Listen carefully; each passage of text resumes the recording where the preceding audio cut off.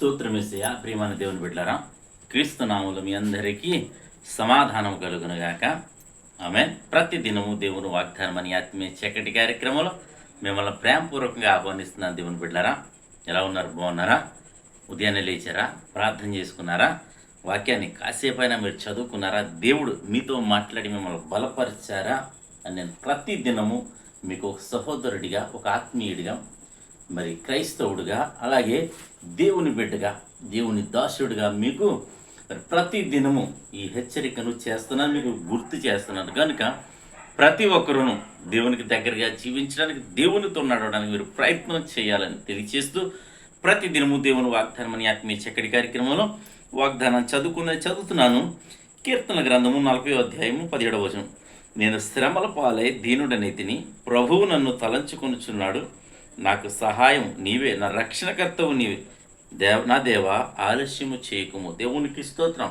ఇక్కడ భక్తిపరుడు, కీర్తనకారుడు ఈ విధంగా ప్రార్థన చేస్తున్నాడు. నేను శ్రమల పాలైపోయిన ప్రభువా అంటే ఈ వాక్యాన్ని బట్టి మనం ఏం తెలుసుకోవాలంటే, నేను శ్రమలు, లోకంలో శ్రమలు తప్పవని దేవుడే సెలవిచ్చాడు. కనుక ఈ శ్రమలు వచ్చినప్పుడు మనం ఏం చేయాలంటే భయపడకూడదు, మనం ఏం చేయాలంటే కలవరం చెందకూడదు. మనం ఈ శ్రమలు వచ్చినప్పుడు మనం ఏం చేయాలంటే ఇటు అటు పరిగెట్టకూడదు. ఇక్కడ ఏమంటున్నాడంటే, నీకు నాకు శ్రమలు వచ్చినప్పుడు ఏం చేయాలంటే అన్య మార్గాల వైపు మనం చూడకూడదు. ఒకటే చేయాల్సిన పనల్లా ఏమిటనంటే దేవునికి ప్రార్థన చేయాలి. దేవునికి స్తోత్రం. ఎవరికండి? దేవునికి మాత్రమే ప్రార్థన చేయాలి. ఎందుకంటే నిన్ను తన పోలికలు సృష్టించుకున్న దేవుడు నీకు శ్రమలు కలిగినప్పుడు నీవు ఆయన దగ్గర ప్రార్థన చేసినప్పుడు నీకు ఆయన జవాబిచ్చి నిన్ను మరి ప్రతి విషయంలో మరి తప్పిస్తాడు. ఎందుకంటే ఇక్కడ ఏమంటాడంటే, ఇంకా ఈ పైన ఏం చేస్తున్నాడంటే ఆయన తలంచుకుంటున్నాడు, నాకు సహాయం నీవే, నా రక్షణకర్త నువ్వే అని. ఎందుకంటే ఈ లోకమంతా ఉంది ప్రభా, లోకంలో ఉన్న ప్రజలందరూ ఉన్నారు. అయితే వీరి వలన నాకు సహాయం కలగదు, కానీ నా రక్షణకర్తవు నీవే, నా సహాయకుడు నీవే, నా దేవా నువ్వు ఆలస్యము చేయకని మనం దేవుణ్ణి ప్రార్థన చేయగలిగితే ఆయన నా ఎడల కార్యము చేయడానికి ఆయన సిద్ధంగా ఉన్నాడు. ఆయన చేయడానికి సమర్థుడు.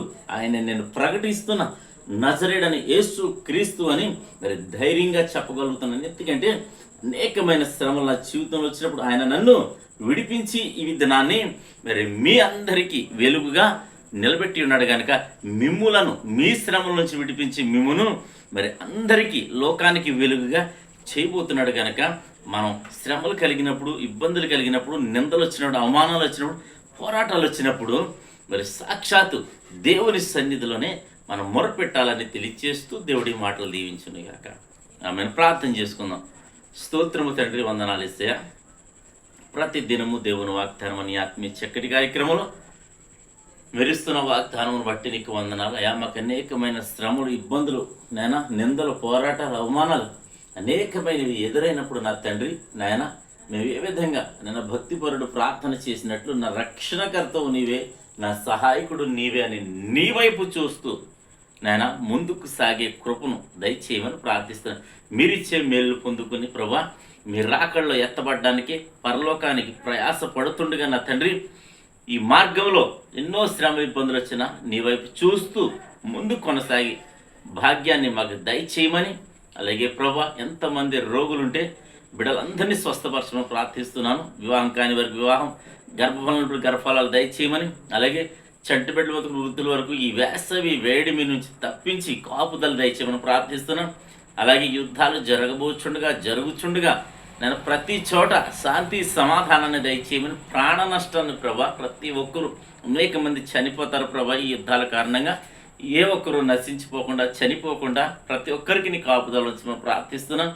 సేవకులను ప్రభా ప్రత్యేకంగా మీరు రక్షణ కాపుదల ఉంచమని ప్రార్థిస్తున్నాను తండ్రి.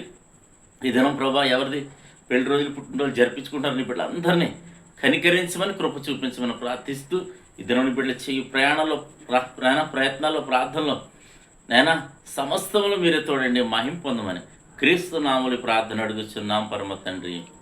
ఆమేన్.